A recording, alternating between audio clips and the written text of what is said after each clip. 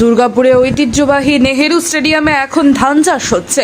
প্রধানমন্ত্রীর জনসভা ও সরকারি সভার আয়োজন কারণে নেহেরু স্টেডিয়ামের মাঠ হলো ছারখার। দুর্গাপুরবাসীর কাছে অত্যন্ত গর্বের স্টিল টাউনশিপের নেহেরু স্টেডিয়ামে নরেন্দ্র মোদীর জোড়া কর্মসূচির জেরে গোটা মাঠ জুড়ে তৈরি হয় মঞ্চ।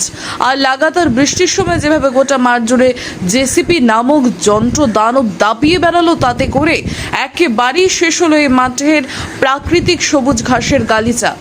রাষ্ট্রায়ত্ত দুর্গাপুর ইস্পাত কারখানা কর্তৃপক্ষ কি এই মাঠকে পুনরায় আবার তার পুরনো জায়গাতে ফেরাতে পারবে? আর তা যদি হয়, তাহলেও মাঠের সে সবুজ ঘাসের গালিচা ফেরাতে লাগবে দীর্ঘ সময়। আর ততদিন দুর্গাপুরের যারা ক্রীড়াবিদ এবং ডিএসপির যারা কর্মী ও তাদের পরিবারের লোকেরা এই গৌরবময় স্টেডিয়ামে খেলাধুলোর সুযোগ থেকে বঞ্চিত থাকবেন। উল্লেখ্য, এই স্টেডিয়ামের সাথে বহু গৌরবময় ইতিহাস জড়িয়ে আছে।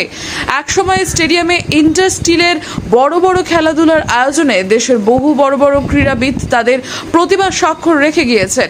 এই স্টেডিয়ামে 1983 বিশ্বকাপ জয়ী ভারতীয় ক্রিকেট দলের বহু তারকা যেমন কপিল দেব, সুনীল গাভাস্কর, রবি শাস্ত্রীদের মতো খেলোয়াড়দের খেলা দেখতে হাজার হাজার মানুষ এসেছিলেন।